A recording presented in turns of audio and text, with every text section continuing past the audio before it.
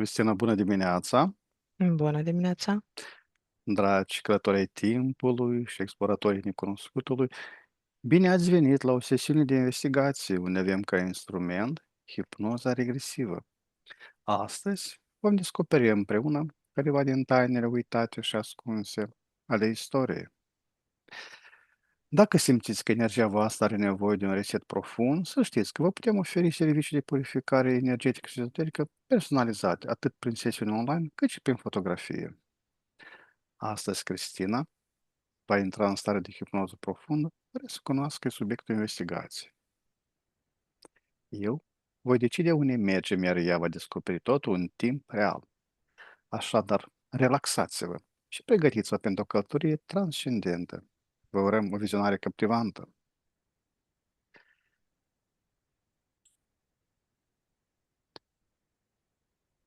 Cum găsești acest spațiu? Gata. Mhm. Deși cam închis cumva. Este un spațiu închis. Da, da, fac acum lumina, adică deschid Mhm, toate mhm, geamurile. mhm, mhm. Este ceva protector din partea noastră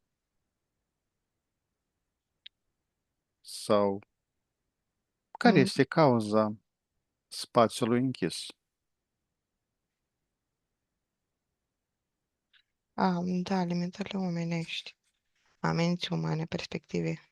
Mhm. Cristina, la Da. 3,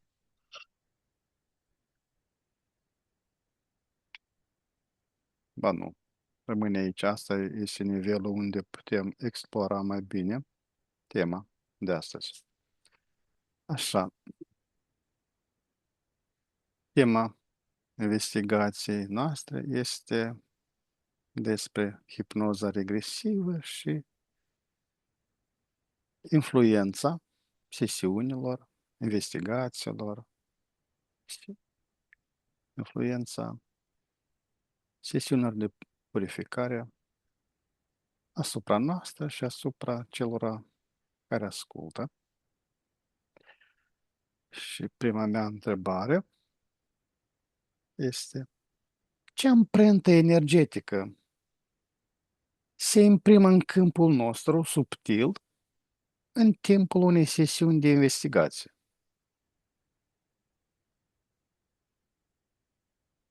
Mai multe. Depinde ce faci în sesiune sau în ce context. Este importantă tema investigației? Da, normal.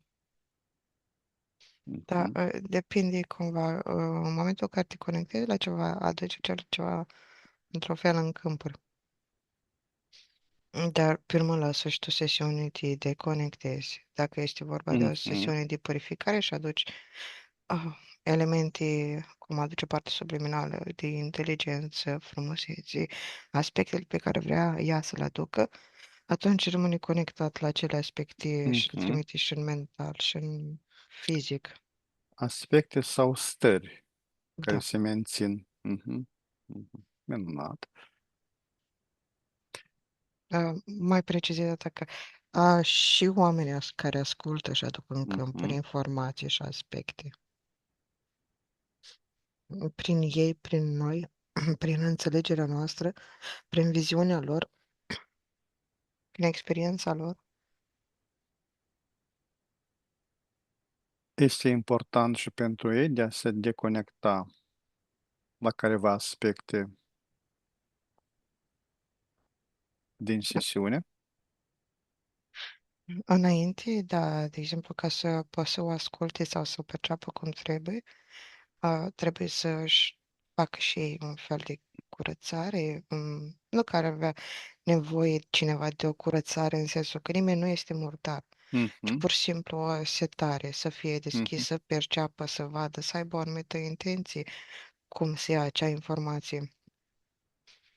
Și în momentul în care, de exemplu, uh, rezonează cu ceva, o ia într-un anumit fel, curgile. Dar dacă Opune rezistență înseamnă că întâmpină o credință de-a lor, are o Mhm. rezistență, un hook.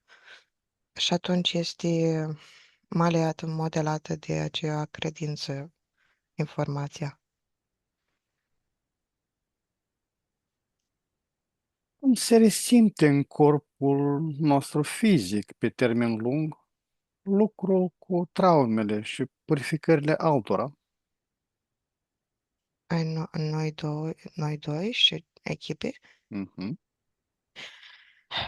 depinde, se adună, într-un fel. Se adună cunoaștere, informație, percepție, o anumită dezvoltare. Pe parte, de investigațiile sunt ca niște cărți, informații pe care le adunăm, concentrate, vibrații foarte multe, bază de dată mare. Ok, și când vine vorba de o purificare, se creează legături, stringuri cu persoanele respective, dacă nu le tăiem, să face un fel de conexiune tip rețea. Și suntem legați cu antic și în alte vieți pe aspectele astea.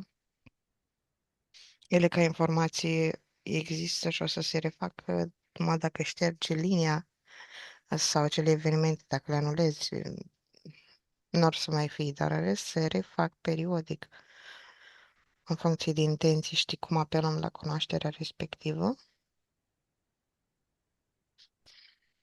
Ok. Și cel care ascultă cumva adună informația, numai că, nefiind în, de exemplu, în mediul hipnotic, o adună dintr-o anumită perspectivă, cum, uh, ca și cum e într-o casă, n-are deschidere largă. Ca mai înainte, cu mediul în care am zis că suntem. Cumva ești într-o casă, ai doar ferestre, ai un spațiu limitat de pe unde privești. Însăși faptul că nu publicăm inducția este benefic sau nebenefic pentru cei care vizualizează sesiunile?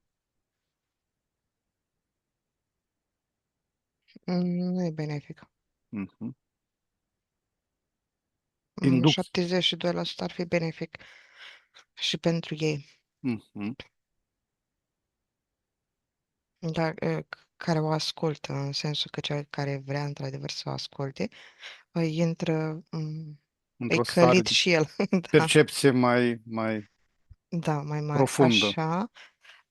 Da, na, depinde și unde este omul, că dacă este la volan, atunci ar fi indicat să nu, Mhm. să nu Mhm. Să nu intre. ascund, da. Da, cu inducție, dar dacă își folosește mintea în același timp și face și altceva, iarăși pot să primească într-un mod diferit. Dar dacă este acasă în liniște, da, păi cea mai indicat să asculte și inducția. Sau cel Bine, puțin să seteze, să aibă o intenție. bine, vom plasa-o de astăzi înainte. Ce schimbăm involutar cu clientul la nivel auric în timpul regresiei? Informații, cunoaștere, oarecare detașare de aspectele umane. Cumva, conexiunea care se face, de exemplu, între noi sau echipă cu o sesiune cu metoda, să, să țese, devine în ce în ce mai mare, mai deasă, mai clară. Și atunci omul care vine din afară are un construct și se pliază pe cel construct mai ușor. Poate să fie solicitant, haotic la început pentru el, nu e ca inițiere, fiindcă inițierea presupune altceva, dar tot așa cumva simte diferența de vibrație, partea subliminală. Repet o dată întrebarea, te rog. Ce schimbăm involuntar cu clientul la nivel auric în timpul regresiei. Ok. Mai sunt niște aspecte care se schimbă. De exemplu, omul vine cu anumite probleme și anumite frecvenți. Um, și să face un schimb de informații înainte de sesiune, să stă de vorbă. Și atunci să m, noi preluăm acele, nu interferențe, gânduri, fapte, vorbe, frecvențele lor. Dacă nu ești atent, dacă nu suntem atenți, le preluăm ca ale noastre și pe urmă le punem și în sesiune. Depinde foarte mult din nivel de conștientizare. Acum doar strict pe noi facem separat lucrul ăsta. Am, la alții, din câte mă uit, poți să-i acaparezi cu totul. Poți să intri, de exemplu, forțele, entitățile clientului peste hipnooperator, peste spațiu, peste telepat, poți să controlezi mediul. Mai ales la cele hipnoză regresivă care nu-i grifazie, care nu-i de curățare a karmelor și a ce facem noi. Dacă e din astea cu arhanghel, dacă sunt cu intervenție divină, cum mai sunt alții care fac. Adică se face un schimb de energie peste tot, din toate punctele de vedere.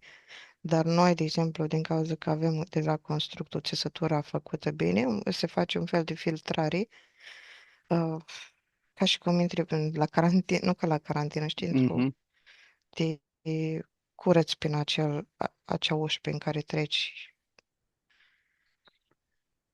Cât este de benefic dialogarea cu entitățile care interferează un client pentru cei care vizualizează sesiunea publicată. În mod normal, zero impact ar trebui să fie. Ar trebui, de fapt, din constructul sesiunii să ia doar informația pe care îl ajută. Restul doar dacă se conectează în afara spațiului nostru la acea entitate anumit sau dacă rezonează profund cu o problemă asemănătoare. Mhm. Stai să gândești și să gândești doar pe aspectul ăla și nu pe informația, cunoaștere ca să ia ce are nevoie. Sunt care își deschid tot felul de portoale cu acele entități, într-adevăr. Oricum, dialogul este necesar pentru conștientizarea maximală a celui care cui este dedicată purificarea. Da, cumva constructul sesiunea ar fi să nu iasă la ei, să nu se ducă ei. Cumva este un spațiu protejat. Mhm. Dar Doar dacă ei, din propria inițiativă, revin și se duc acolo și macin informația și... Na, scopul lor este de a sta în sală unde se petrece spectacolul, nu pe scenă. da.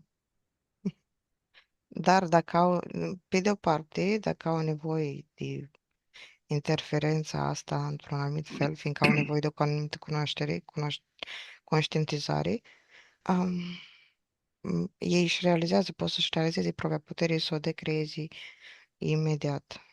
Fiindcă nu te conectezi la ceva dacă nu ai nevoie de anumită conștientizare acolo.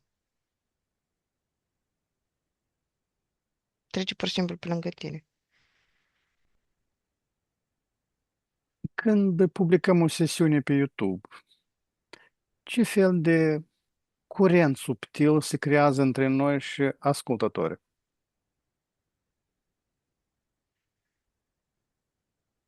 Ok, de inteligență emoțională, intelectuală, rezultate fizice, psihice, transmută informațiile, percepțiile, înțelegerea și perspectiva a unui șir de informații, nu total, nu toate aspectele vieții.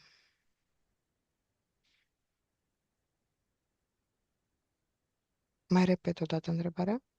Când publicăm sesiune pe YouTube, ce Așa. fel de curent subtil se creează între noi și ascultători?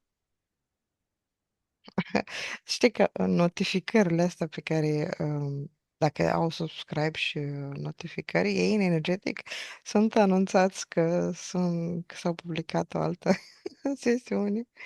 Um, și intră, cumva se duce informația la ei și ascultă dacă rezonează, dacă vor. Cumva are de-a face modul în care ei o primesc și determină dacă o se vor uita sau nu, um, în funcție de ce am făcut noi în acea sesiune, de cumva de toată informație. Există o conexiune până a fi publicată, sau mai bine zis, ne conectăm și la cei care vizualizează în timpul sesiunii. Da, da, nu se lucrează, nu există timp. Și atunci, gen, noi informația, chiar dacă nu este publicată, când facem o sesiune, apar întrebările din viitor, apar conexiunile din viitor. Se face cu creație în multe cazuri. Mhm.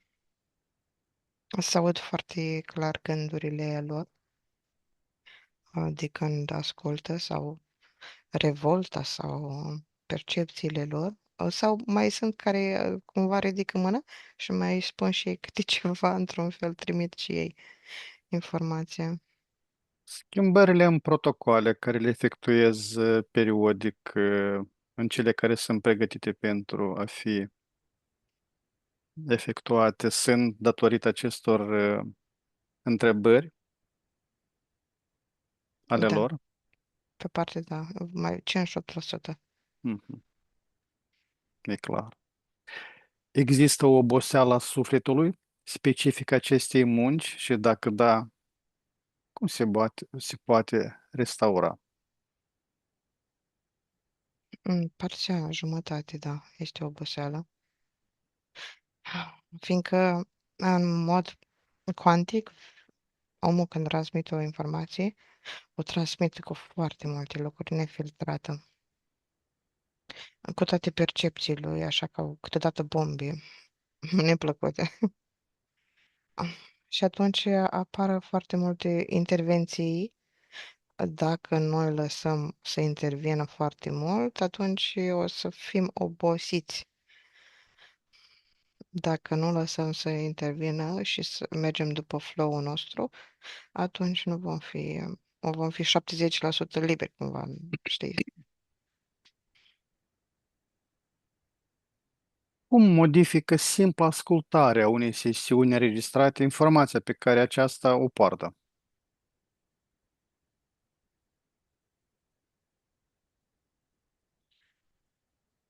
Ok, sunt mai multe filtre care vin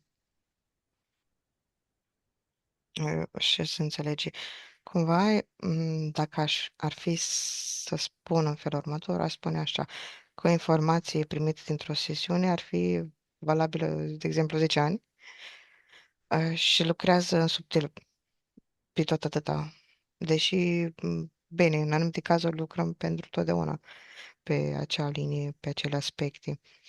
Dar ea se permută, fiindcă corpul are un timp, are un timp de regenerare a structurilor în fizică. Și atunci și informația cuantică e pe anumite cicluri a corpului prelucrată ca să ajungă până la punctul N. o anumită parte asta cumva care lucrează pe timp. Cealaltă mai este o informație instant care este percepută, simțită, alchimizată, transformată, e o trecere instant cumva. Depinde foarte mult de om, de înțelegerea lui, de perspectiva lui. Și cumva nici nu aud ei informațiile toate. Aud pe sărite doar ce este relevant pentru ei. În momentul, de exemplu, în care intervine o entitate în câmpul celor care ascultă, atunci o să răbufnească în mod negativ asupra noastră, o să, într-un fel sau altul, critique. Dar nu are nicio legătură cu noi, ci cu viziunea lui. Și înțelegerea lor e în funcție de experiența lor, de conștientizarea lor. Ascultătorul devine co-creator al câmpului sesiunii? Câteodată, da. În ce fel? Dacă în funcție de subiect, în funcție de nevoile lui și cu ale noastre. De exemplu, dacă noi avem în timpul unei sesiuni o, o, o îndoială, cea mai mică îndoială, a, cel care ascultă o să poată să perceapă lucrul ăsta și o să se trezească în mod, de exemplu, automat că el vrea să cocreeze cu noi și o să ne arate că vezi că acolo ai făcut nu știu ce și nu știu cum. O să verbalizeze tocmai acel aspect, îndoială sau... Dar în același timp, de exemplu, în subiectele politice, um, tocmai din cauza că sunt întrebări care să le folosească oamenilor, se acționează în timpul, din viitor în trecut, trecut, viitor, să face un schimb din ăsta și atunci e mult mai... Îți provoacă o flacără cumva. Repetă, te rog, întrebarea. Ascultătorul devine co-creator al câmpului sesiunii? Ai spus Așa, că da, în anumite cazuri. așa. În ce fel? A fost întrebarea. În ce fel? Prin hipnoza regresivă, cumva, devine co-creator, prin gândurile, faptele lui. El devine un purtător, de exemplu, tot pe subiectele politice, el devine un purtător a egregorului, de exemplu, un purtător a unui cuvânt, a unei perspective, vocea mai multor. Și atunci se simte obligat să participe acolo. Da, asta chiar văd numai la astea sub politice mai Mhm. mult.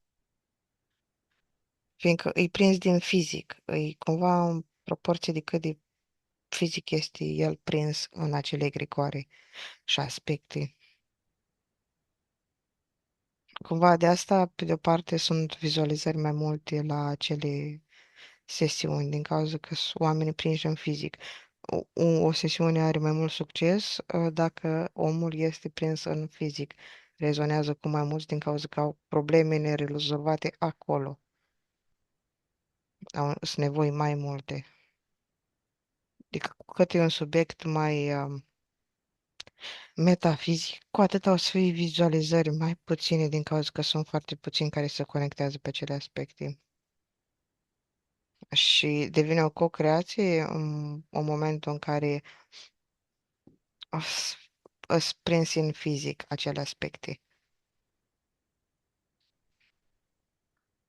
Ce Fiindcă anume? întrebările, scuze, Da, da. întrebările sunt de asemenea natură încât să fie prinse în fizic, ca să ia omul cumva să arate, bă, uite, ești prins în fizic de aspectele astea, vezi că totuși există o conștientizare de făcut. Iar omul cumva opune rezistență din cauza credințelor, ancorelor și se produce o fricțiune. Apar mai multe comentarii negative, critici, perspective, opinii. Și atunci e o co-creație și nu mai este sesiunea vorba despre acea informație și conștientizare, ci este o co-creație care să permite ca un fel de egregor toată informația.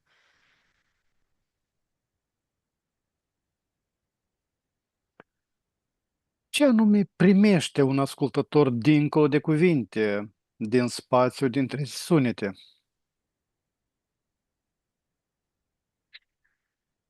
Ai idei, gânduri, vorbe, fapte, acțiuni, suflete sau nu, depinde la ce se conectează. Uh, Deseori se conectează la sine superior, la el din viitor, la aspectele lui de înțelegere, de permutare și în cazul cel mai negativ, să văd, în cazul cel mai negativ primești interferențe. Interferențe. Da.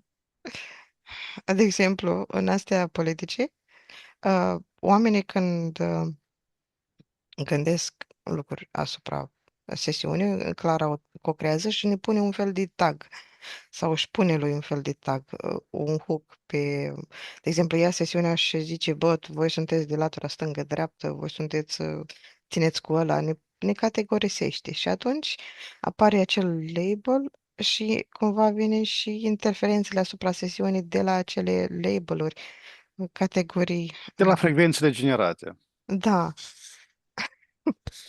și atunci se poate primi o anumită interferare în funcție, da, de cum e bătălie.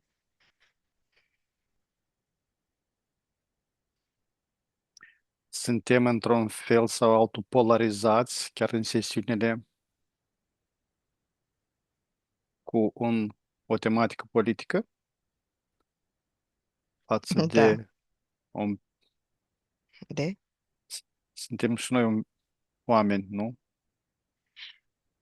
Da, bine, cumva, de exemplu, acum ca prim exemplu ce vine, că am fost polarizați în funcție de dinamica sesiunii, dacă îi cum a fost atunci la acea politică, că mai pus în postura avocatului pe Mhm. rolul celălalt, atunci polarizăm.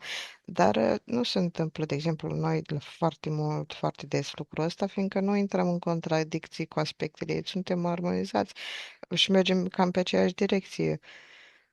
Dar, în schimb, dacă nu e armonie într-un grup, atunci, da, să produce o polarizare, un schimb de idei contradictorii, și cu oameni, văd că setarea sesiunilor noastre e să nu intre pe polarizare directă, ci subtilă a câmpurilor cuantice, să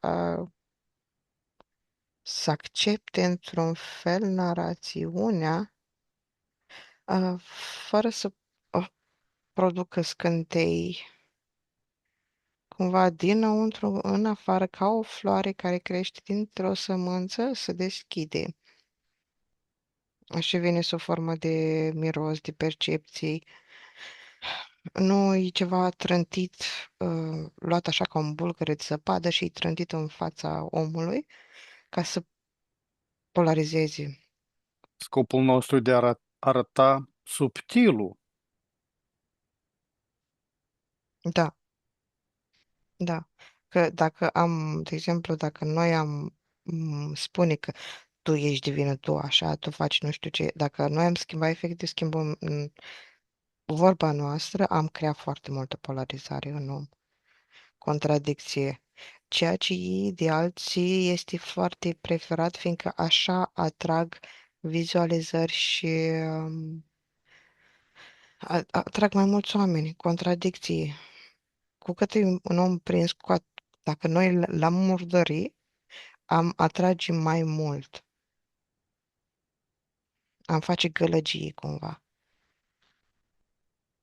Iar asta doar menține și face, aduce peste egregorul hipnozei regrezive foarte multe vibrații joase și neînțelegeri.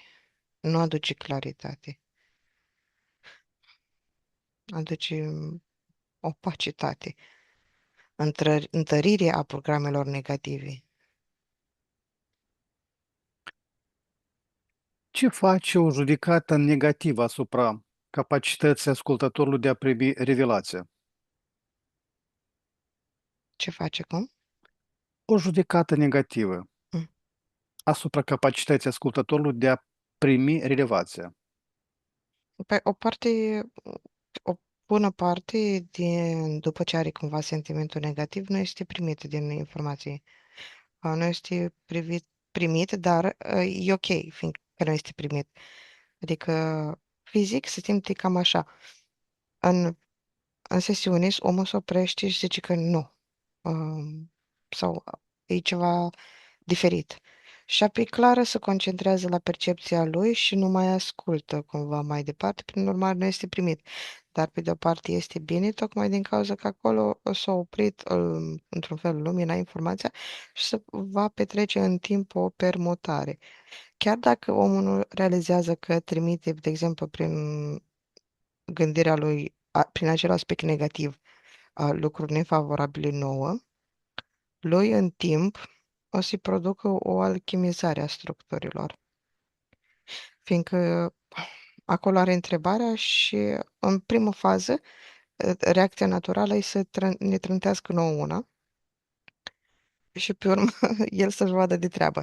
El uită că ne-au trântit nouă una sau din contră o să fie foarte supărat un timp, atât timp cât are nevoie până își rezolvă acel lucru, își aduce la conștientizare aspectul negativ.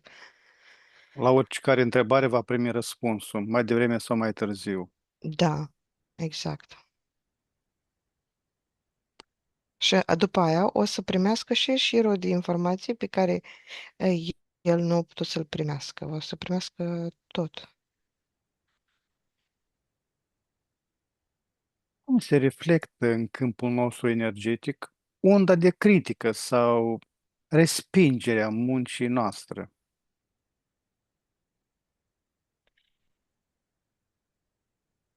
Depinde foarte mult în modul de înțelegere a noastră a subiectului, dacă lucrăm și noi pentru prima oară pe aspectele respective sau nu. De aspectele pe care noi le înțelegem profund, nu, nu se întâmplă nimic la nivelul nostru. E un perete foarte gros, energetic, ca zic așa. Mhm. Este pur și simplu dizolvat percepția ce aruncăm noi.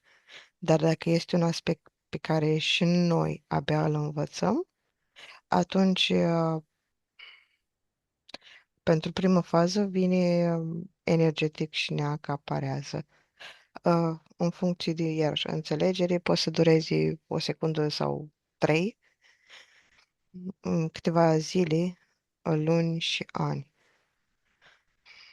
Poți să interferezi aspectele critica respectiv, poți să interferezi foarte mult. Poți să acționezi ei ca entități. Adică oamenii nu-și dau seama cât de puternic este gândul lor. Faptul că noi suntem puși într-o lumină, pe un fel de scenă, pe un fel de priveliște, să uită de cineva, oricine la noi poate, atunci înseamnă că și noi cumva suntem deschiși să facem lucrul ăsta, că suntem destul de capabili să permutăm informațiile primite. Dar e efectiv, ca o fiecare afacere.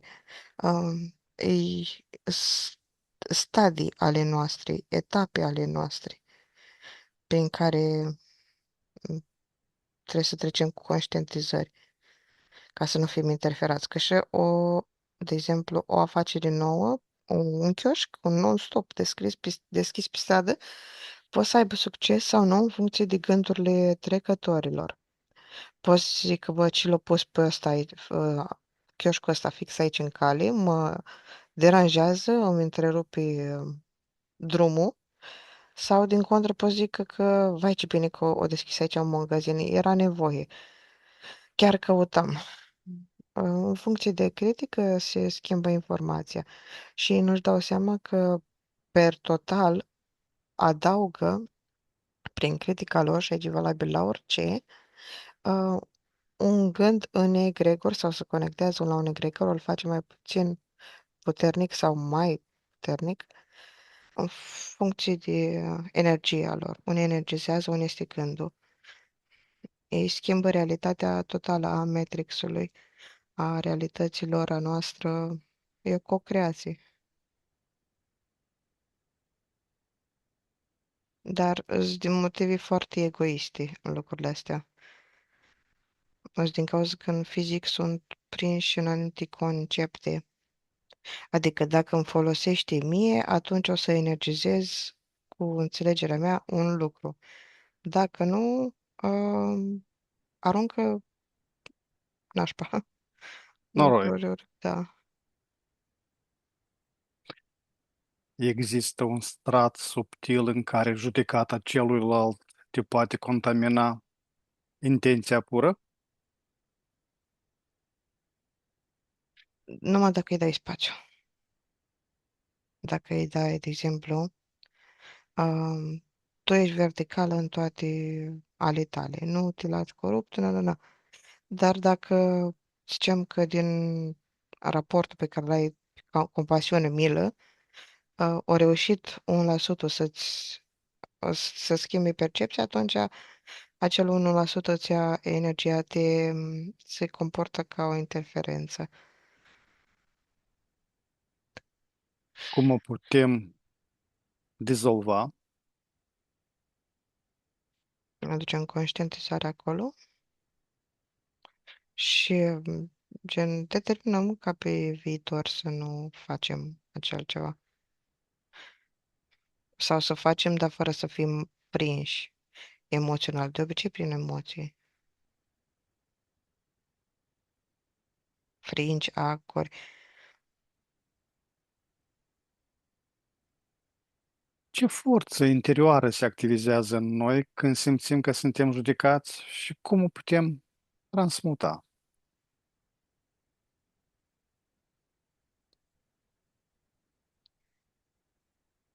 Ok, cumva e în funcție de credințele și nevoile, perspectiva noastră de conștientizare. Nu o să pot să facă nimeni nimic dacă noi nu avem acele lucruri în interior, conștientizările, lipsa lor, cumva. Mai întreabă o dată. Ce forță interioară se activizează în noi când simțim că suntem judecați și cum o putem transmuta? Ok. Văd că mă, mă, mă, în, de-a lungul sesiunii astea m-am conectat mai mult la foarte multe aspecte pozitive ale noastre, din cauza că am vorbit despre noi și gen, văd că e foarte ok ce facem noi, noi cu noi, cumva. Sper că o O- spunem cu modestie, nu? Da, da, da, da, nu, așa ei, nu asta, nu din fătoarea ego-ului sau așa, pur și simplu Mhm. ca un feedback pentru noi, că ce facem. Că ce facem noi dinăuntru, cumva am fi destul de prezenți încât să ardem ceea ce vine. Știi? Cum dacă o iau și eu prin comparație cu alții, știi? Ce fac alte echipe. Este a lor Da, lor treabă, într-adevăr, treaba, dar, nu. dar cumva ca să evaluezi o anumită situație, trebuie să ai un fel de raport. Te raportezi la ceva, o scară, ceva, o unitate de măsură. Știi? Ca forță interioară ne conectăm la noi, la sine, la partea subliminală. Na, în cel mai rău caz, aducem ceva negativ în acel spațiu, o forță energetică joasă, vibrație, și văd că, de exemplu, tu ești la muncă, te gândești permut prin munca automată pe care o faci, uh, cumva mecanic, transmuți acele gânduri. Sau eu, de exemplu, făcând curățenie prin casă, transmut acele gânduri, știi? Acea energie. Și pe o parte, uite că pe o parte chiar bine că mai facem și noi din astea, nu ne mai lăsăm într-un fel sau altul influențați, din cauza că aduce și mai mare cunoaștere și se duce, luminează pe urmă în fiecare aspect al înțelegerii noastre, să face un boom mai mare, avem mai multe conexiuni. Dar din cauza că noi avem anumite setări să nu ducem lucruri pe alte vieți, pe anumite, să nu stăm în karmă, să nu avem programele astea de, știi, eliberate de ele.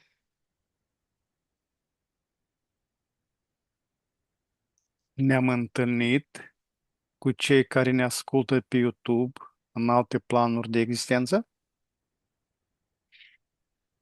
Parțial, da. Mai ales cu întrebările lor ne-am întâlnit. Sunt mai mult ca o reflecție a noastră, a nevoilor noastre. Cu o parte ne-am întâlnit.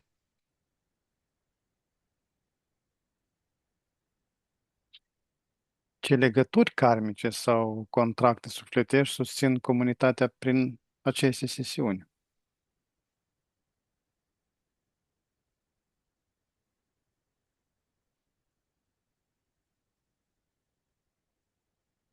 Ok, nu că susțin. De exemplu, într-adevăr, cu persoanele pe care le-am mai întâlnit în alte vieți, sunt a, niște legături karmice, promisiuni, legături, acorduri de eliberare, de frustrare. Așa pot să vin aici din cauza unei promisiuni să ajungă la o sesiune de purificare sau să ajungă la o promisiune cumva și pur și simplu aud informația și se desface acea promisiune, dar ca legătură karmică de acum încolo pe să se facă, Mhm. nu, nu. Fiecare se duce în treaba lui. De exemplu, sunt foarte puține cazuri în care se mai creează legături și de obicei neînțelegerea, aspectele neînțelese creează promisiuni și legături mai lungi, de lungă durată. Și sunt oameni care își doresc dintre ascultători să co-creeze, să ne întâlnească, să evolueze cu noi, își fac ei prin dorința noastră, a lor, asta mai departe experiența. Într-un fel ne interferează în viitor sau dacă și noi vrem să o creăm în alte vieți cu ei, o să-i și întâlnim. Atragem anumiți ascultători tocmai pentru a vindica împreună un fragment dintr-un trecut comun? Parțial, da. Da, sunt și momente de genul. Când eliberarea e pe ambele părți.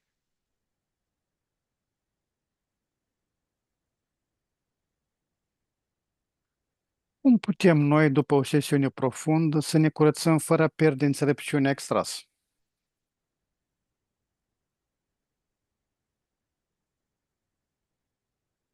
Prin comandă, prin intenție? da.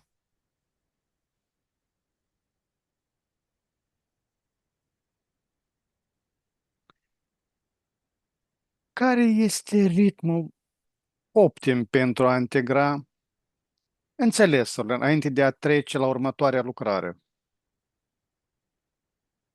Cât de des ar trebui să fie sesiunile noastre sau în funcție de subiectul. Da. 2 zile, cam așa. 2 zile între.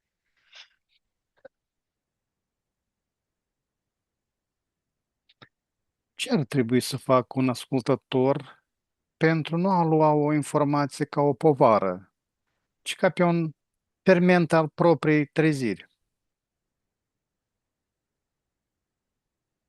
Nu te să conștientizezi în primul rând faptul că el nu este singur, că eu, cumva, că e o lume energetică, e sinele, sursa, că totul se întâmplă în sursă și că totul este conectat. Să nu se opună rezistență. Conectându-se la aspectele astea, nu opune rezistență să creeze elemente negative, neplăceri.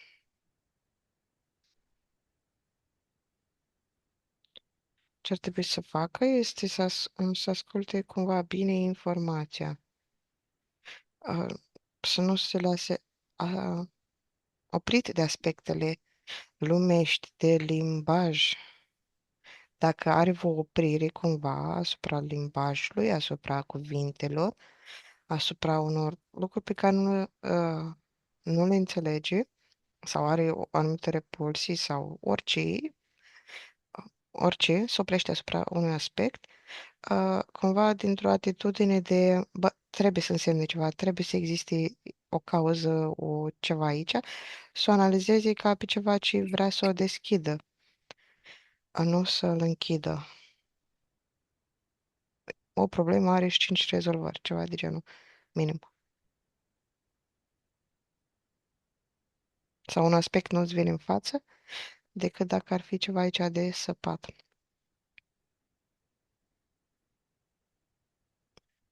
Dar na, Există. Mhm, scuze, mhm.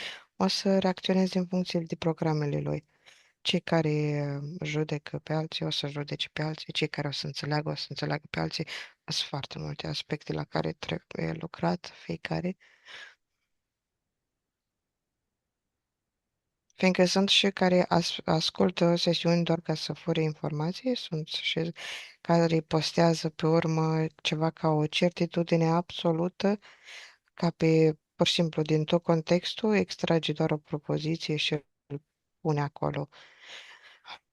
Adică se oprește asupra informației în felul ăsta. Face, de exemplu, printr-o postare pe Facebook a unei propoziții extrase dintr-un context, să creează un portal. Dar un portal nu spre cunoașterea a ceea ce a fost într-o sesiune, ci înspre înțelegerea acelei persoane.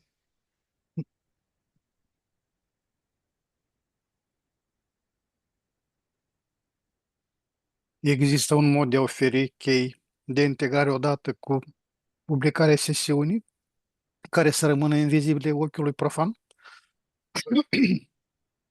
Ești ok? Da, da, Ai da. nevoie de apă? Nu, nu, nu.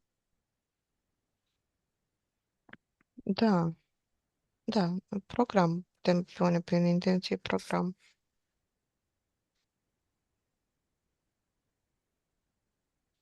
Putem spune mână program și eventual și, de exemplu, persoana poate să-și pună program intenție să perceapă într-un anumit fel informația de ambele sensuri.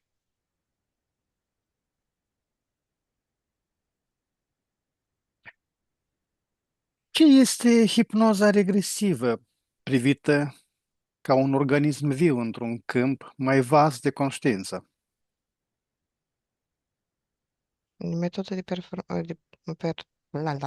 permutarea informației. Mm, Pe alte aspecte, metode de manipulare a maselor, a subconștientului uman, a forțelor colective, transformarea mediului cuantic. Și acum îți curează ce ar face un om de știință de la CERN dacă ar intra el în hipnoză și ar începe să vadă câmpul cuantic și cum ar trebui să-l vadă și ar putea să folosească informația asta și să transforme efectiv mai departe în fizic lumea, prin aducerea informațiilor în fizic.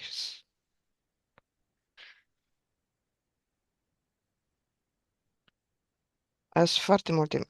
Cumva hipnoza regresivă de-a lungul vremii, timpului, a fost folosită sub formă de vrajă colectivă, tehnologie, A, foarte multe feluri, fiindcă lucrează cu câmpul, lucrează cu energia.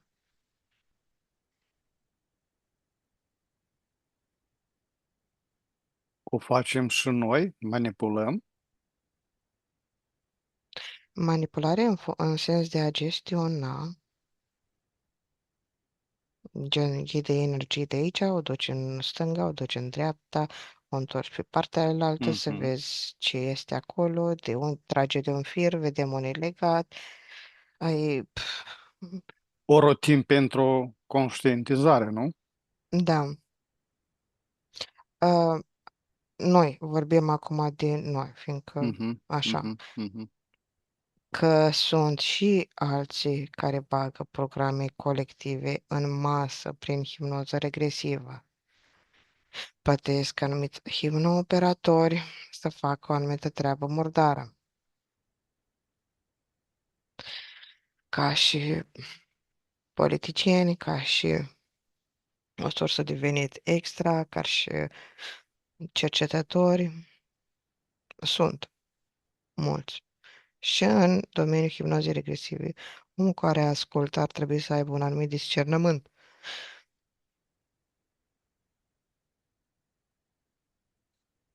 Unde se atinge acest sistem de alte rețele subtile, egregori, arhetipuri, memoria cașică?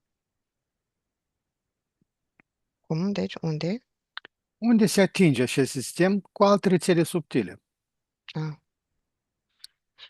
În comandă, depinde de subiect. De exemplu, dacă noi chiar vrem să ne ducem într-o bibliotecă, ne ducem și acționăm acolo. Practic cu toate rețelele subtile. Da, da. Mhm. Dar și noi, cumva, în sesiunile noastre, e ca și cum am face o lucrare de licență sau de studiu, de ceva, Mhm. că luăm o perspectivă. Noi luăm perspectiva hipnozei regresive, metoda are asta, și vedem din punctul ăsta de vedere ce interferențe sunt, ce nu știu cum, că dacă am căutat, de exemplu, numai frumosul, am vedea prin filtrul frumosului totul. E un filtru ce este adus prin hipnoză regresivă, fiindcă de-a lungul timpului au fost nevoie de o anumită informație să fie adusă în conștiința umană. Anumite aspecte ale divinului s-au transformat sau au devenit în realitate în fizic biserici, au devenit secte, culte. Treptat, ele, pe măsură ce au fost înțelese, au fost acaparate din întuneric într-un fel și corupte. După care această corupție, cumva prin programul tată-fiu, prin programul evoluției, au creat un alt curent, o altă nevoie ca să fie adusă la suprafață o anumită informație. Tot așa, pe cele 7 chakre ale sistemului omului, a culturii, a civilizației, că și civilizația are etape în funcție de chakre, așa. Acum suntem la un nivel mai, nivelul capului, pe chakrele mai de sus și sunt tot felul de culte, curente apărute. Și până și în Age au apărut din cauza că a fost nevoie de anumită informație și o informație adevăr a fost trecută pe acolo, chiar dacă este într-un fel sau altul coruptă. Și hipnoza regresivă a apărut tocmai din cauza că a fost o anumită nevoie de înțelegere. Oamenii s-au întrebat, mai ales din 1700-1800, o întrebare că și-au pus problema că Dumnezeu nu este totul, că noi suntem Dumnezeu, că noi suntem sursa și că alții au simțit că alții extrag o anumită informație, energie de la ei și cumva în zilele noastre s-a transformat asta ca curent de hipnoză regresivă. Iar noi am ales să fim pe ramura asta din cauza că și noi avem nevoie de anumită detașare de programele religioase, credințele societății, de programare.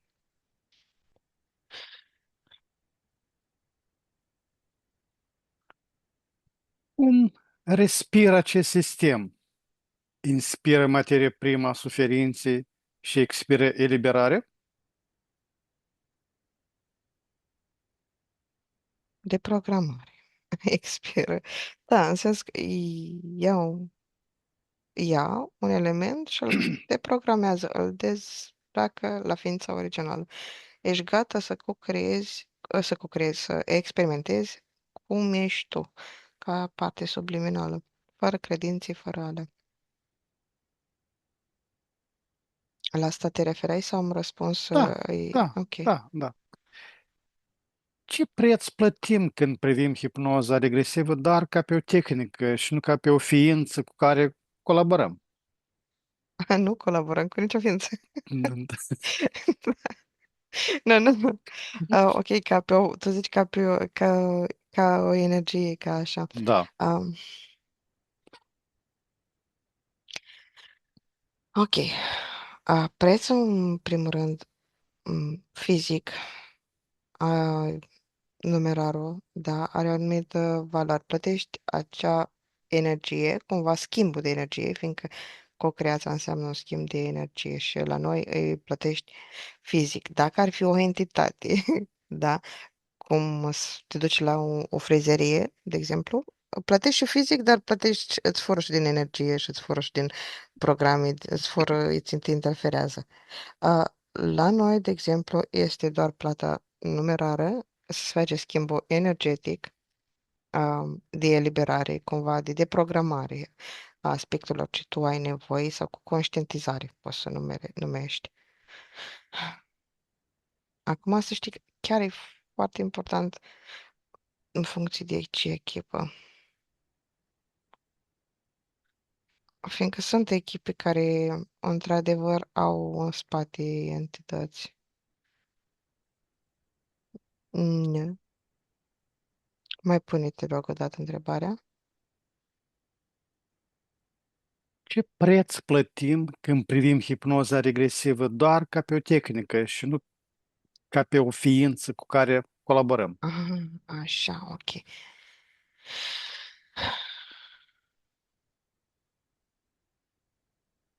Ok, dacă e doar ca o tehnică, atunci înțelegerea este mult mai mare.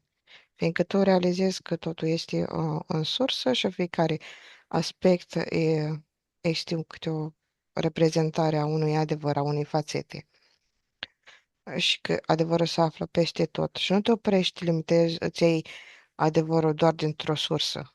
Și, practic, îți crești toate aspectele tale dacă o iei doar ca pe o tehnică. Ca și o unealtă, da, sapi în pământ cu o unealtă. Nu faci toată lumea despre acel hârleț pe care îl folosești. E doar o unealtă. Mhm, Și prețul pe care nu că îl plătești, din contră, ești plătit mhm, cumva, din cauza că te deprogramezi. În schimb, dacă să-l vezi ca pe ceva, într-adevăr, cum ai zis, o mhm, ființă, mhm, așa, mhm, îi permiți să fie acea ființă, îi permiți să fie un sistem care te indoctrinează. Și asta e nu păcăleala tuturor sistemelor, capcana tuturor sistemelor, fiindcă suntem într-un sistem și dacă tu permiți să faci alt sistem, atunci o să fii prins.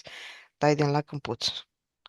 Și atunci, care o să fie diferența dacă iei ca pe o slujbă, care o să fie diferența între slujba ortodoxă, de exemplu, și o slujba ca o sesiune, că o iei Da, acolo pe... da, da, Nu da. e nicio diferență. Ești la fel de interferat, te interferezi tu și îți faci tot felul de legături. Faci ca Nu, această ființă să fie, pe zi ce trece, tot mai avansată, mai mare, mai puternică, mai... da, că în felul ăsta se interferează sistemele care apar ca nevoie, ce am zis mai înainte, că apar anumite sisteme, metode prin care informația se iasă la suprafață și să corupe sistemul respectiv, tocmai din cauza că unii oameni, percepția lor este doar pur și simplu să înlocuiască mâncarea asta cu mâncarea cealaltă, nu și să o privească ca pe un altceva ce servește lui.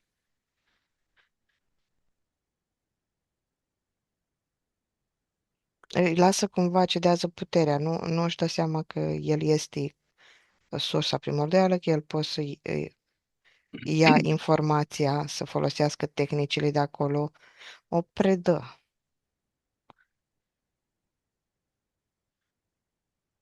Noi folosim doar hârlețul,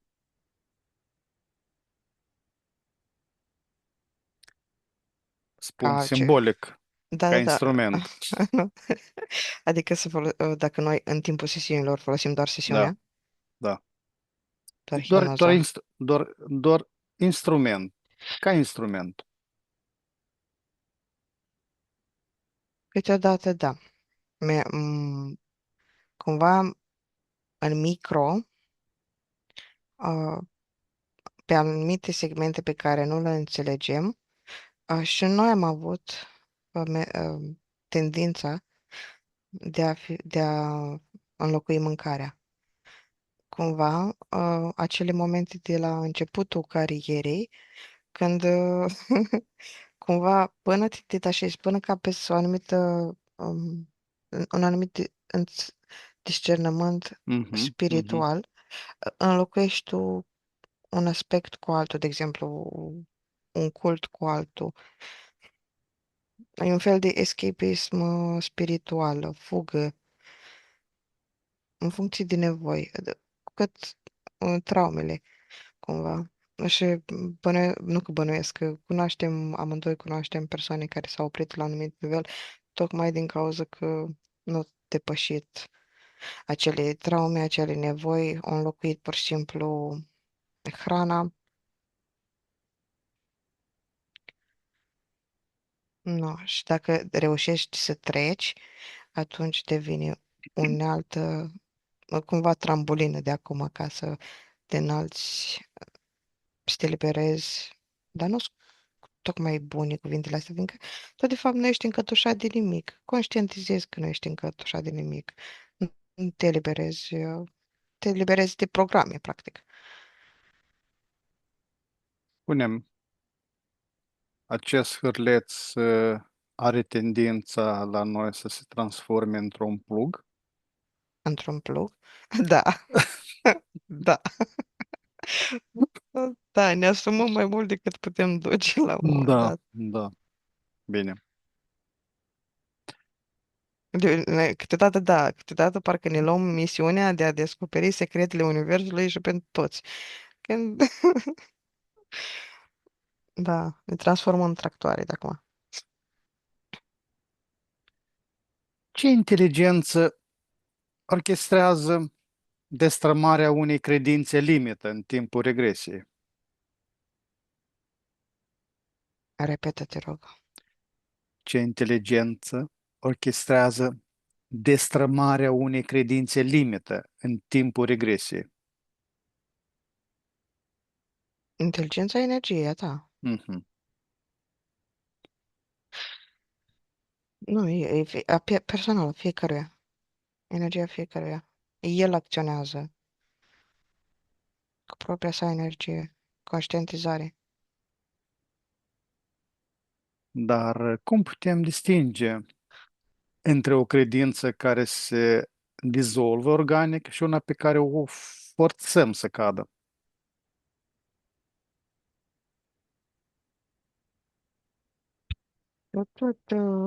Mhm. De exemplu, dacă vorbim de investigații sau de personale sesiuni.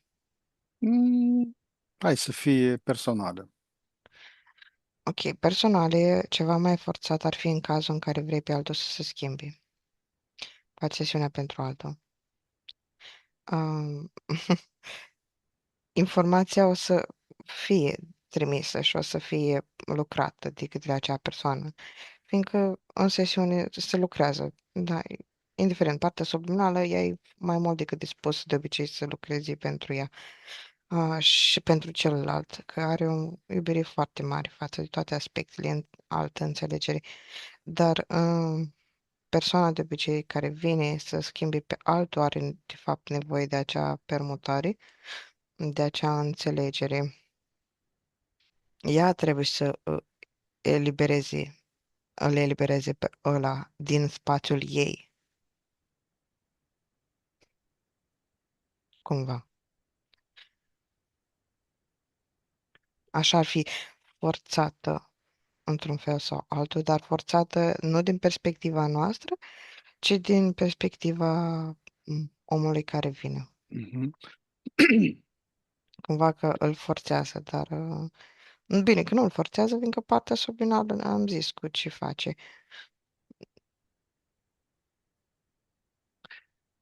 Ceea ce primim într-o sesiune de investigație este un adevăr absolut sau o perspectivă a unui nivel de conștiință? Au perspectiva, un nivel de Mhm, conștiință clar, mhm. clar, sunt doar perspective, înțelegeri peste înțelegeri. Adevărul absolut este pretutindeni, dar depinde de unde îl privești, poate să fie minciună, poate să fie În dependență oglindă, de treapta pe care ne aflăm, da, pe treapta scării pe care da. urcăm, da. În egregorul conștiinței acum din hipnoză, îi, 70% informația că ar fi ca cea al mea, înspre 89 câteodată.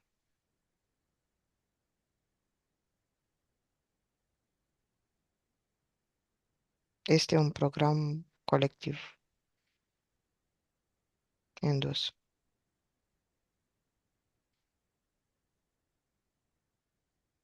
Fiindcă lumea trăiește într-o densitate, o fizicalitate groasă, în înțelegerile, în programele lor, nu, perspectivelor, cum Mhm, mhm. Cum să recunoaștem diferența dintre o revelație universală și o proiecție a minții clientului sau a noastră?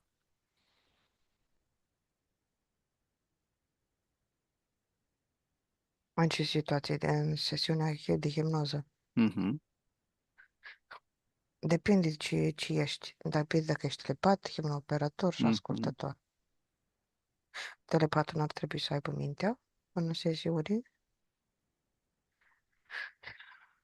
Așa, hipnooperatorul trebuie să-și folosească mintea în Mintea, da, sesiune. este o divizare Da. importantă. Și aici, privitorul ar trebui să fie undeva la mijloc. Să lucreze mai mult pe intuiție și emoțional. Dacă gândește prea mult, Îi se strică. interpret, da. Dar în schimb pot să folosească ca pe ceva obiectiv, că obiectivitatea minții uh, e foarte importantă.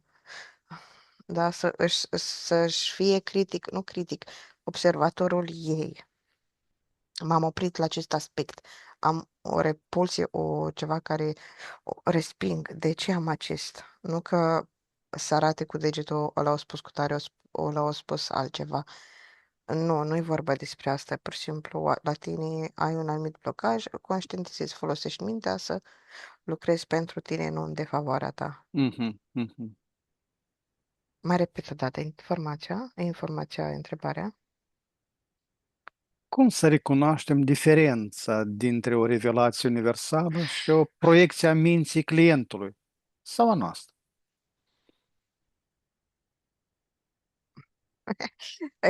Pe parte, noi suntem revelațiile, nu că noi, eu Mhm. și tu. Noi, ca ființe, ca energie, noi suntem totul. Mm, Totul. Suntem în sursă, experimentăm din sursă orice este revelație. Poate să vină tip cuvânt, poate să fie uh, pentru unii ale noastre, pentru unii ceva exterior, dar totul este totul, într-un fel. Proiecția minții, ia să vedem, dacă tu în minte nu o poți percepe, e ca și cum nu știu cum să explic. De moment ce o observi cu mintea, înseamnă că e deja o informație a, acumulată, a făcut saltul la cantitativ la calitativ și s-a manifestat în realitate, că ce ajunge să fie manifestat în fizic, prin cuvinte, e deja o acumulare din energetic.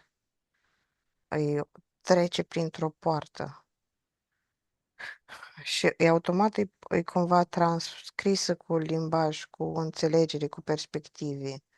De asta cumva totul este unul, mm, sper să înțeleagă. Da, da. Poate hipnoza regresivă să devină o fundătură dacă este văzută ca singura cale de conștientizare? Foarte, foarte, din contră, chiar îți sap groapa. Poți să-ți sap groapa. La început, da, e normal să faci lucrul ăsta. Să te duci cumva pe extremități, pe cât de mult ai fost prins într-un sistem, să te duci în altul, în opus. Dar trebuie la un E- moment dat cale de Să mijloc. revii, să Da, revii. da. Care este locul ei firesc într-o călătorie spirituală mai amplă? Doar o stație. Ca pe timpul Mhm, nostru, de mhm. exemplu, ca pe ce am simțit noi în corp ca timp, ar trebui din timpul total maxim 2 luni. Maxim 2 luni, ai ca timp să te oprești. Dar nu cumva din timpul uh, experienței totale. Nu știu cum zic. Ceva, adică foarte puțin din tot timpul tău. Dacă toată evoluția ta de pe pământ s-ar levita la o singură viață, atunci ar fi un cumul de 2 luni. Într-o viață, de exemplu, sunt părți subliminale care nu au avut conștientizări și au în viața asta și atunci se opresc mai mult timp în viața asta sau se opresc toată viața. Dar din timpul total ar fi un timp asemănător cu 2 luni. S-a înțeles? Da, Bine. am avut în planul încarnării punct de a studia și a promova conștientizări prin hipnoza regresivă. Ai avut de a ajuta pe alții. Colectivă.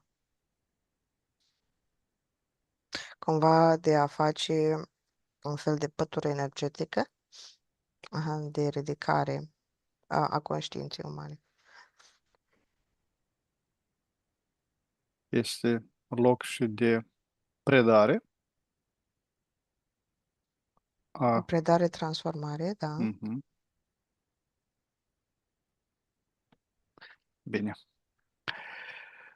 Există un egregor al hipnozei și în Da. interiorul lui o ramură distinctă a hipnozei regresive? Da, mai ales că acum se face trecerea pe câmpul mental foarte mult, pe înțelegerea mentală a societății.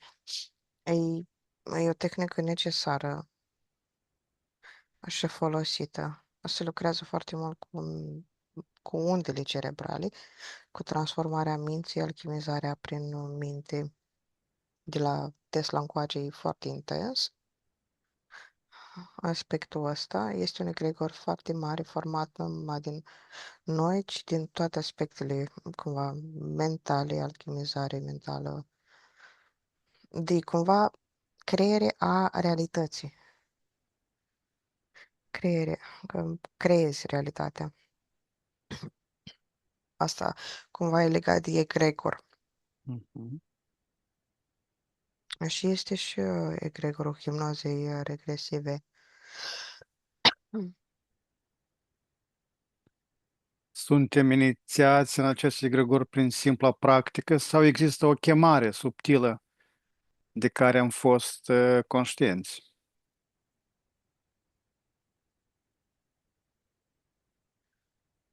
De care a fost conștienți când în viața asta înainte sau pe ce aspecte? Da, dacă am fost, am ales-o conștient, nu a fost o... O programare? Mhm.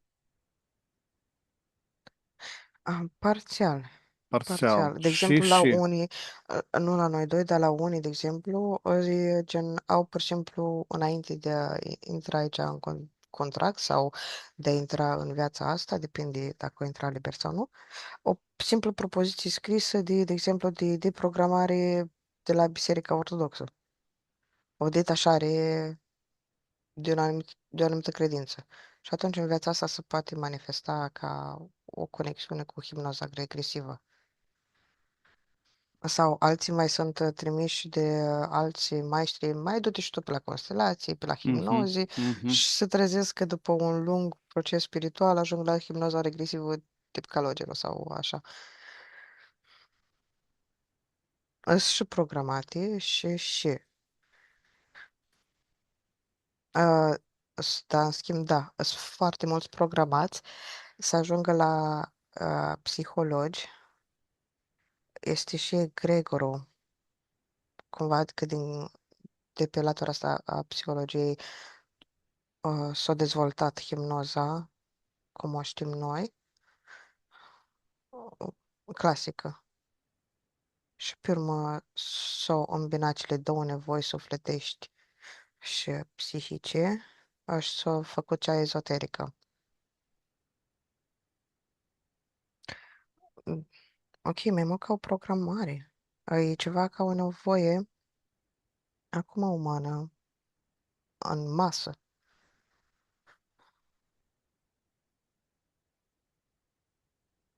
Așa, colectiv, văd foarte mulți oameni programați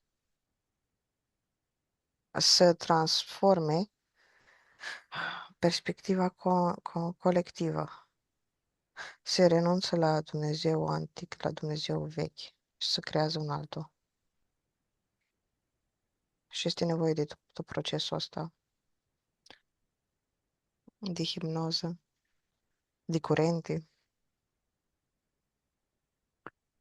Ce? De exemplu, la mine e pe detașare. Am ajuns pe detașare.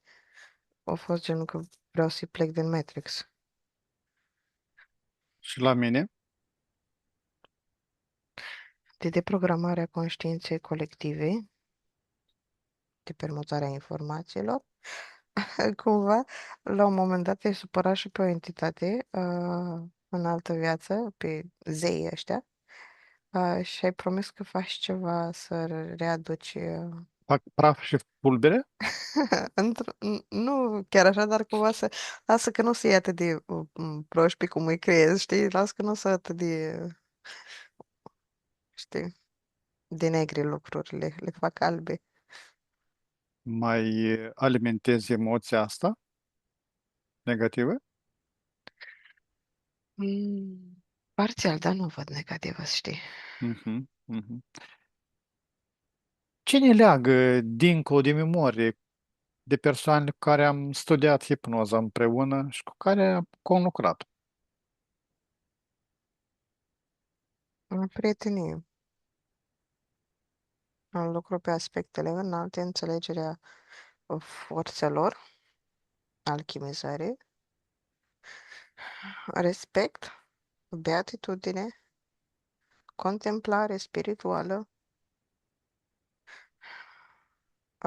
și cu ăștia, cu OZN-urile, Mhm. cumva tot așa o dinamică avem.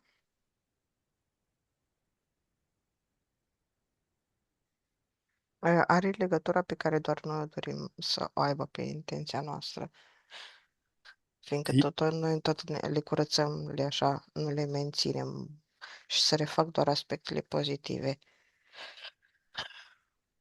Există și careva jurăminte taciți, firi energetice?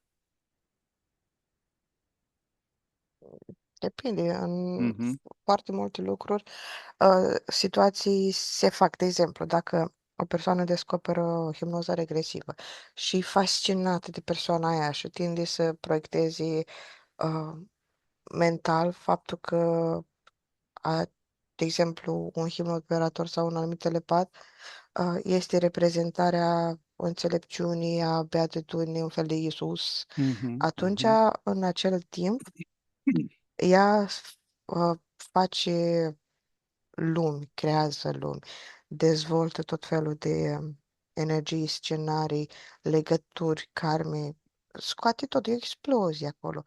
Dar pe măsură ce conștientizează, fiecare se transformă.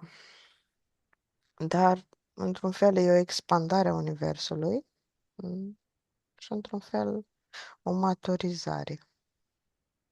Așa că depinde cumva de persoană, Mhm. timpul, ce energie.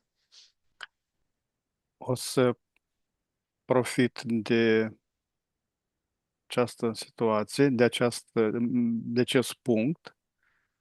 O să formez la 3 pentru fiecare persoană cu care am fost alături la studiu, la Mhm, conlucrare, câte o sferă energetică din vibrația sursei primordiale, 1, 2 și 3, le informez cu iubire necondiționată, cu mulțumiri că au fost alături și expediez câte fiecare, 1, 2 și 3, o poți face și tu pe aceeași mhm. algoritm la 3, 1, 2 și 3. Ok. Pupi toți. Mhm.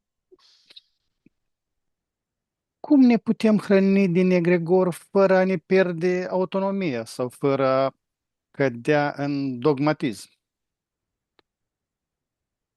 Din oricare, nu numai din hipnoză regresivă. Mhm.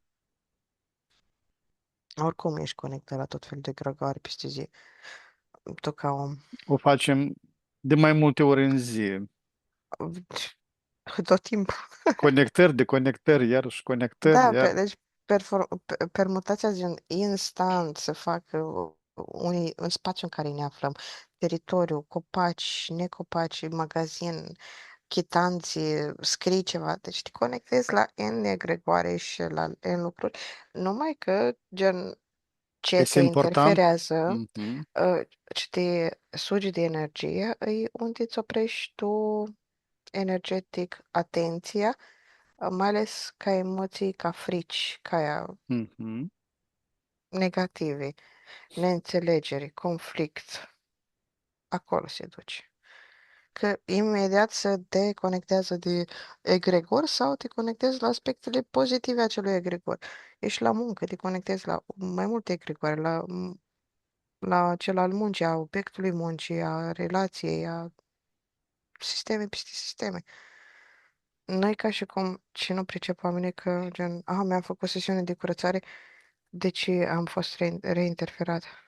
Tot timpul te conectezi instant la toate aspecte, fiindcă acele aspecte nu sunt neapărat entități, ci forțe, ci energii și ele se transformă în interferențe doar prin aspectele negative, prin credințele tale, prin ceea ce simți. Bine, na, și faptul că ești în fizicalitate, tot timpul ești în fizic, clar ai să fii plimbat de colo-colo. Dar, chiar dacă îți faci sesiuni sau nu sesiuni, tu trebuie să realizezi puterea interioară. Trebuie să realizezi cine ești. Dacă ai nevoie de o sesiune și apelezi și te curăți acolo, să o iei ca pe o ancoră, ți-ai făcut-o tot, ți-ai căpătat putere, de acum îți transmuți tu viața, îți asumi cumva de acum. Atâta timp cât mai folosim mai des picioarele decât aripile, va fi așa. Mhm. E o alegere, da. Da. Fiindcă ai ajuns la hipnoză regresivă, ai o anumită conștientizare. Nu că alții ar fi mai jos sau tu mai sus, nu. Ești acum în punctul în care ești. te folosești de instrumentul ăsta, îți asumi responsabilitatea, te detașezi și faci mai departe, creezi. Există un egregor mai vast care unește toți hipnooperatorii și telepații, indiferent de școală, Da, da, da, da. mai ales cei care au mai multe școli, nu? Da, castratorii subtile pe bolta cerească cumva de a Matrixului. Straturi după straturi, îți prinsi. E ca și cum, știi, la o instalație electrică, dacă faci, pui mai multe prese, Mhm. că se duce cu în felul Vorbesc din punct ăsta. de vedere profesional, da? Da. Și atunci, gen, tu ca himnooperator sau telepat, dacă ești prin sistem, în sistemul ăsta sau la mai multe, energizezi mai multe și, na, 220 sau 380 tot timpul ne leagă, da? da, exact, exact, Sau 50 de Hz, da? da. Uh, Am practicat hipnoză sau inducerea transii în alte încarnări. Da, de mai multe ori, mai multe ori, și pe diferite planuri. Văd că, de exemplu, acum ce a venit că sunt mai multe planuri, poți să-ți induci în hipnoză doar, de exemplu, o anumită parte a ta, un anumit organ. Urechea subtilă și al treilea ochi, da? Da, dar, de exemplu, poți și un ovar sau un Mhm, genunchi. mhm, mhm, mhm.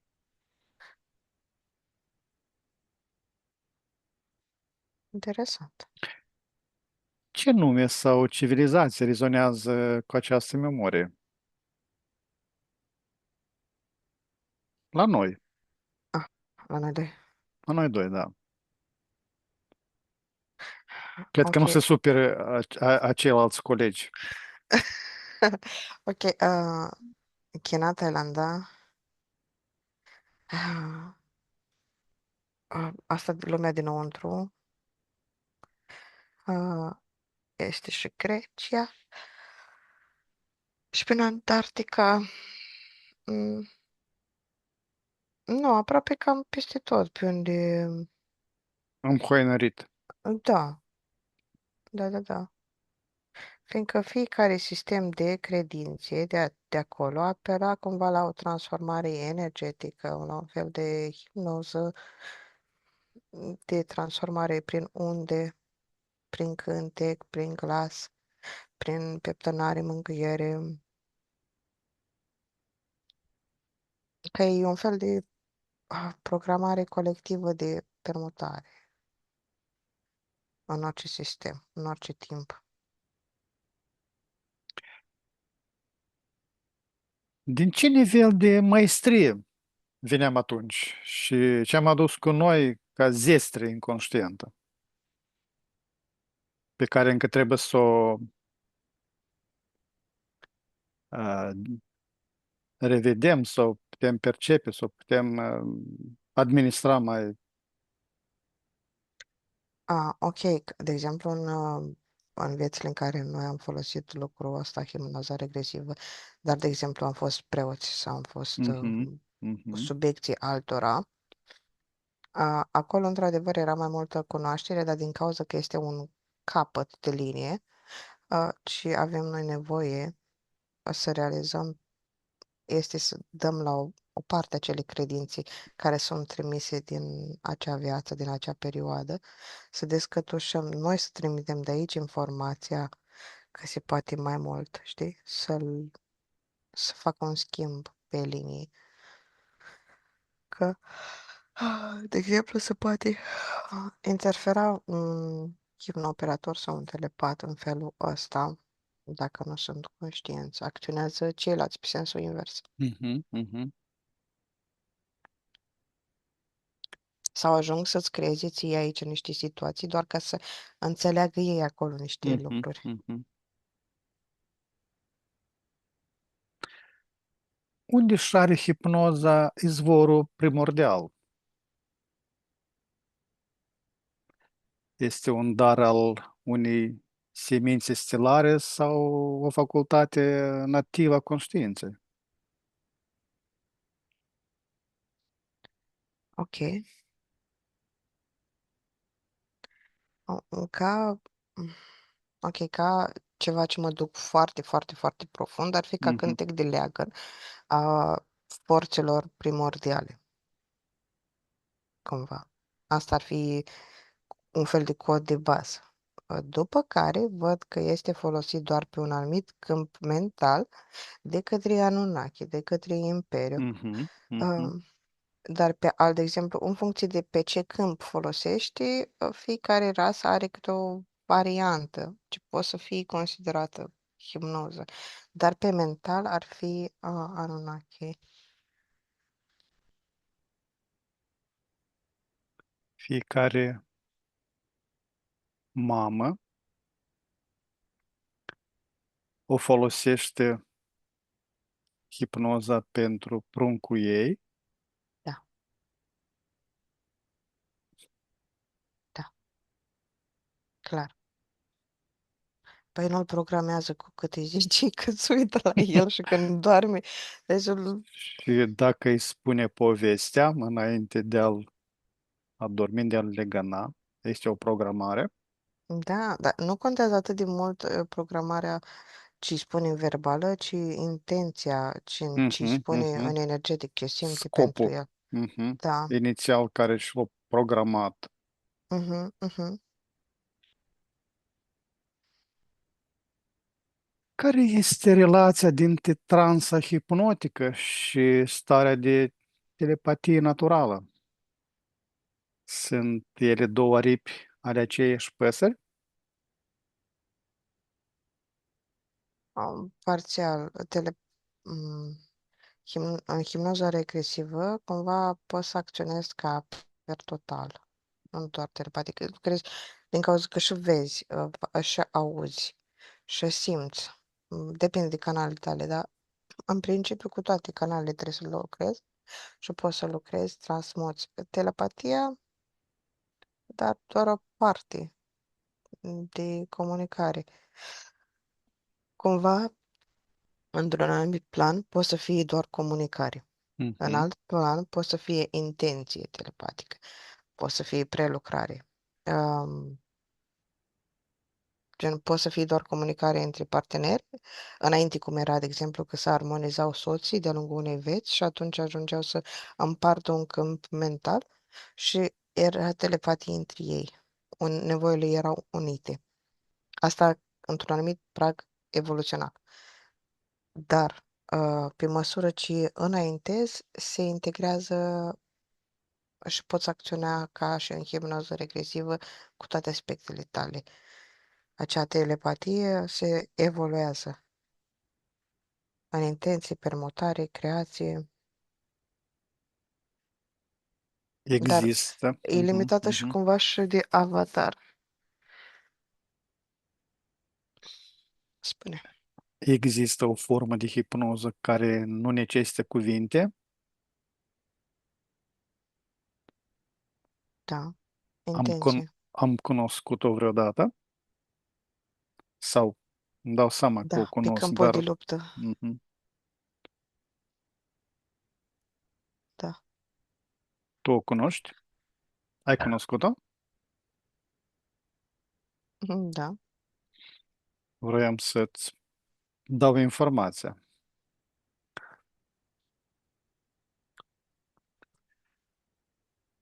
Cum te simți? Bine, deci a trecut Mai mai am ok. câteva întrebări, doar câteva. Cinci. 20. Cinci, Ok. cinci, cinci. Ok, da.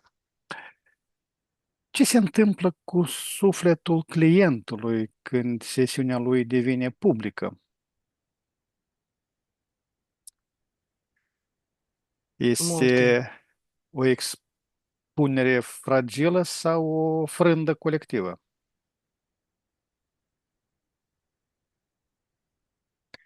Expunere fragilă. Depinde cumva de persoana respectivă. Mhm. În principiu, o informație expusă este supusă legii observatorului. Adică toți cei care o să vizioneze o sesiune a unei persoane o să-și pună într-un fel sau altul amprenta. Acolo o să fie o co-creație. Uh, Că trec și prin parcursul, evoluția părții subliminale care au făcut sesiunea. Da, depinde foarte mult de partea subliminală a celui care a făcut sesiunea asta care facem noi. Depinde dacă este încăpățânat, dacă permite, nu permite, cât de conștient este, e după caz. În cel mai bun lucru poți să, din contră, să fie ajutat, cumva cum erau rugăciunile în masă, că se făceau miracole când se rugau mai mulți. Uh, la fel, dacă ei, cei care privesc o anumită sesiune de purificare, participă în mod pozitiv, atunci efectul este mai mare, amplificat. Dar dacă este negativ și încep să-l judece, poți să-l tragă în jos și să îi anuleze tot ce au făcut în sesiune. Mhm. Oricum, decizia este a lui de a o Da. publica sau nu. Și depinde foarte mult de partea de subliminală, cât de conștient este, cât de mult permite Mhm. altora sau nu. Ei, depinde. Și mai depinde și de programul, de exemplu, a echipei. Că Mhm. sunt care postează să atragă mai mulți. Că sunt Scopul, da. postează, da. Intenția. Care este intenția? Da, Mhm. și Mhm. atunci o programează ca energia ce se acumulează pe acea Îi dă sesiune o să fie anotație. folosită, da. Mhm. Și atunci nu e diferită de niciun ritual de magie, fiindcă este o intenție și o Da, energie. da, da, da. Ce purificare, purificare, ci separată. Trebuie să fie Mhm. Mhm. gen spre scopul de. De asta cumva nici mulți nu ajung la hipnoza regresivă din cauza că și mulți își protejează conținutul, hei, nu-i cumva, asta e purificare, da, poți să te eliberezi gen și tu sau învață anumite informații, hai să conștientizăm toți, creează un fel de program benefic, iar lumea nu rezonează cu beneficul, ci rezonează mai mult cu negativul, cu cancanul, cu Mhm. Mhm. Mhm. senzaționalul. Mhm. Cu toate că sunt expuse algoritme foarte benefice pentru fiecare. Da. Dar noi, e mai mult calitativ, nu cantitativ. Chiar dacă, de Da. exemplu, 100 de vizualizări, 1000 de vizualizări față de 100 de mii, față de 1 milion, echivalentul, gen, nu echivalentul cu numărul, că mult mai potențial 1000 decât 100 de mii, mult mai concentrat. Din punct de vedere energetic, a ceea ce se întâmplă pe planetă. Și iarăși, cumva, se merge, nu că se merge, unele lucruri înainte se considerau că sunt ocultate, ascunse în adins. Dar nu e vorba că erau ocultate în adins, fiindcă tu revelații poți să le ai din piatră, din iarbă, din soare, din lună, din orice. Pur și simplu e vorba de frecvenții și de menținerea unei atenții într-o anumită direcție. Da, este o interferență pe toată planeta să se mențină vibrația, energia, atenția pe o anumită direcție. Dar la un moment dat este și o alegere, fiindcă viața ta e destul de lungă. Realizezi că în alte situații te-ai eliberat și poți să aplici același lucru pe alt aspect. Și cumva lumea preferă, alege ca o anumită informație să rămână ocultată, să nu o înțeleagă, să renunțe dacă nu o înțeles-o din prima. Așa că, cumva, într-un fel, informațiile noastre sunt ocultate. Sunt percepute mai mult la nivel subtil. Da. Mhm. Dar prin alegerea lor, cumva, că să nu se implice, să nu învețe limbajul, să nu învețe să descopere. Oricum e alegerea subtilului, părților lor subliminale. în primul rând. De Da, a previ, oare nu? da, da, na, asta înțelegem și faptul că toată lumea este prinsă în fizic din cauza programelor. Na, acum se încearcă pe toate direcțiile să nu să trezească lumea. În metafizic, ei primesc bilele de lumină de la noi, mai ales cei care rezonează cu informație și în fiecare sesiune este diferit și chiar dacă nu se curăță, nu conștientizează acum, se curăță treptat pe anumite planuri, în alte vieți, informația noastră merge în timp și spațiu. Cum se poate crea un câmp de protecție subtil între noi și public, astfel încât intimitatea vindecării să nu fie violată de simpla difuzare? În intenții. Intenție.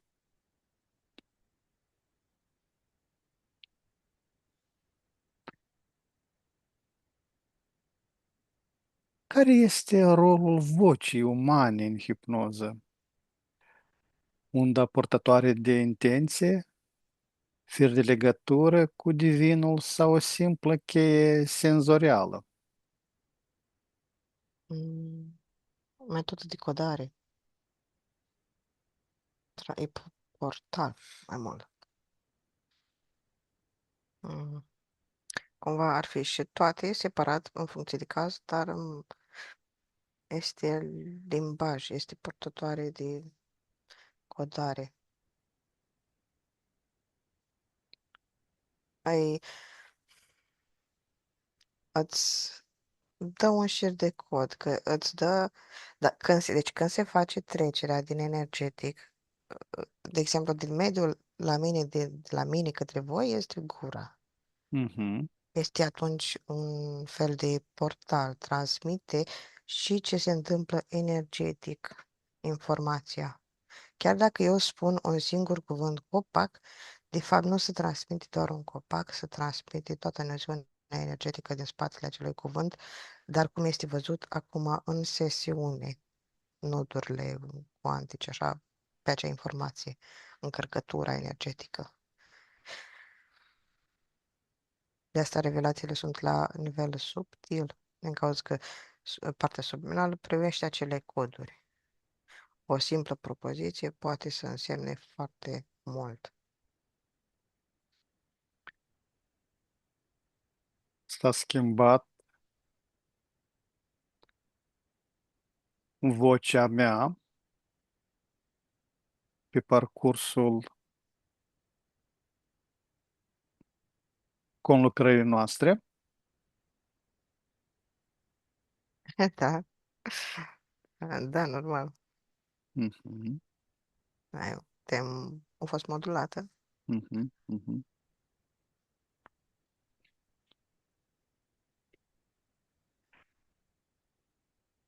Cum putem amplifica prin prezența noastră puterea de autovindicare a celor care va asculta mai târziu?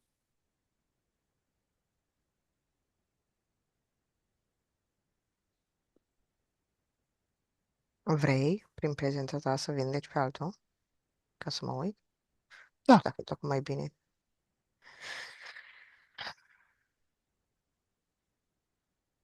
Nu, ca adică, un pilon de lumină, adică tu, ca un pilon de lumină. mhm, Dar nu ca imagine ce ai într-o anumită sesiune, ca purtător a anumitor, nu cu purtător, la poarta, de exemplu, unor adevăruri, prin canalizări, prin poziția de hipnooperator. Da, în mod automat se face acea vindecare tip conștientizare, fiindcă un om nu este bolnav, ci are doar anumite frecvențe. mhm. Și conștientizarea e eliberarea de credințe, detașarea de ele. Ești deja din punctul ăsta de vedere. Cum se face prin intenție, prin poziție, prin rol, e o codare. Și asta, rolul e o codare.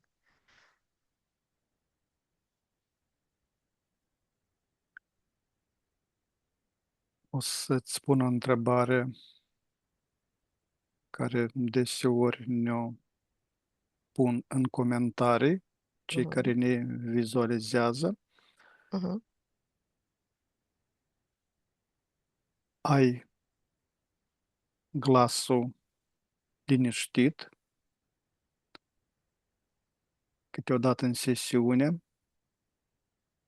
și persoanele întreb de ce este așa slab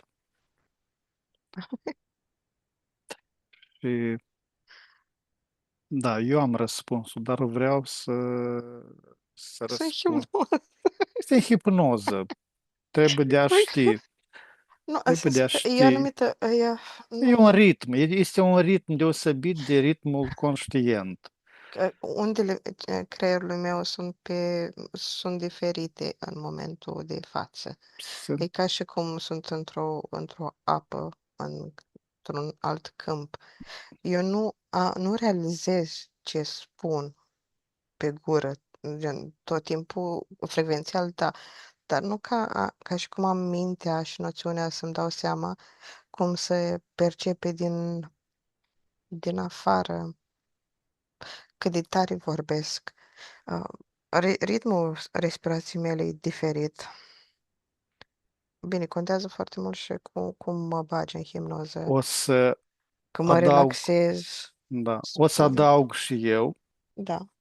chiar nu o să-mi permit de a atenționa asta pentru Cristina sau pentru altcineva, pentru a nu o extrage din starea profundă de hipnoză. Uh, Vă rog să fim înțeleși. Ca să nu vorbești extraordinar.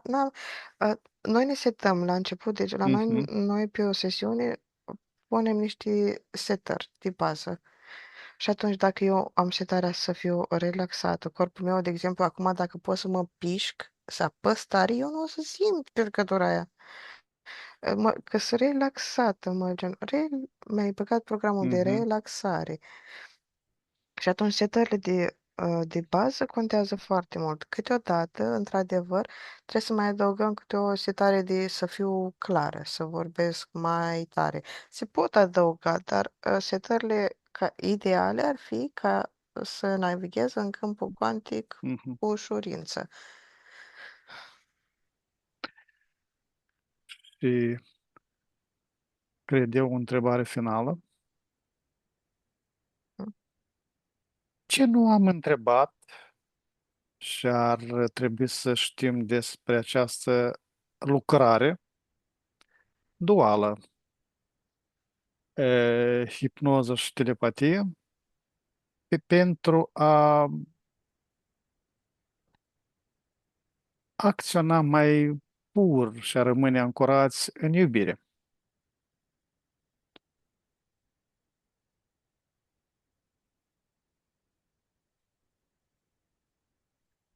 Mm.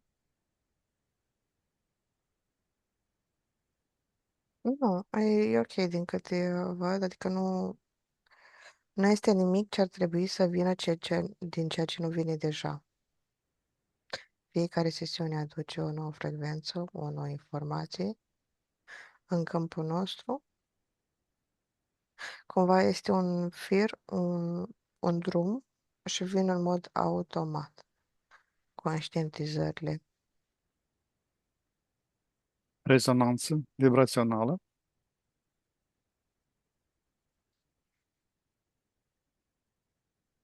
Nu, e cumva că totul e foarte bine. Mhm, Gen, așa cum e. mhm. Minunat.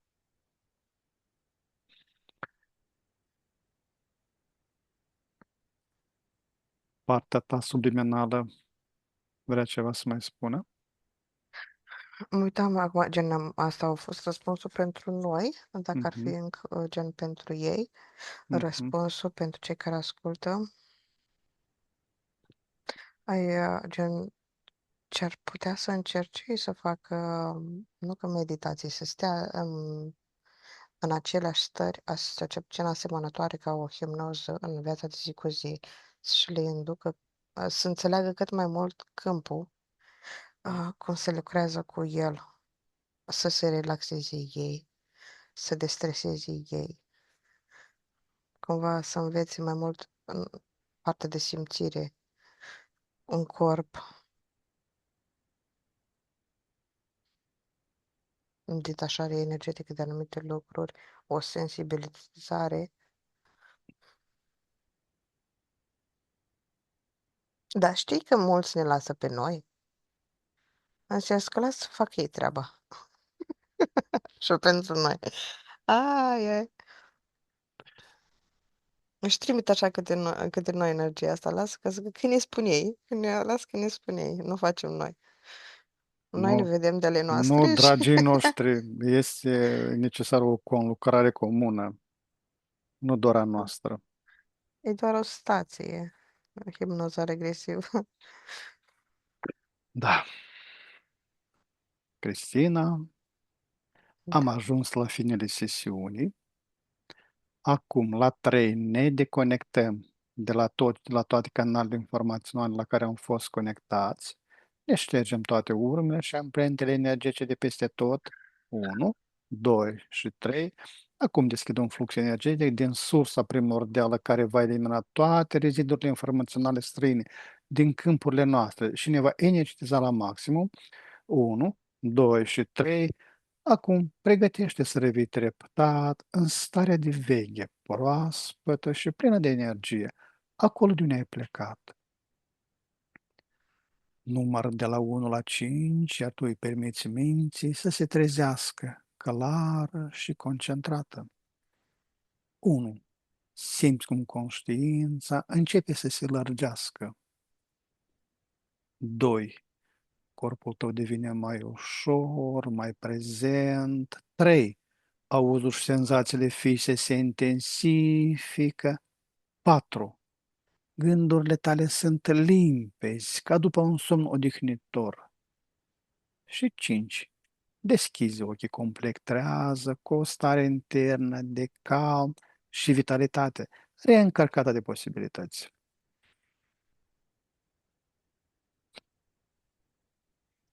Cristina, bine ai revenit, cum te simți? Bine. Minunat. Dragi exploratori inconștientului, am ajuns la finalul acestei călătorii extraordinare prin straturile timpului și ale memoriei ascunse. Vă mulțumim din suflet pentru prezența și reacțiile voastre la informațiile surprinzătoare dezvăluite astăzi. Fiecare comentariu, like și share ne ajută să ducem investigațiile mai departe. Sincere mulțumiri Cristinei, ale cărui talent și deschidere au făcut posibil această experiență fascinantă. Dacă ați fost intrigat de ceea ce ați văzut, nu uitați să vă abonați și să activați clopoțelul de notificări pentru a nu pierde următoarele sesiuni. Până data viitoare, rămâneți curioși și deschiși la misteriile pe care mintea noastră le poate dezvălui. Vă urăm liniște și descoperiri interioare. La revedere! Numai bine!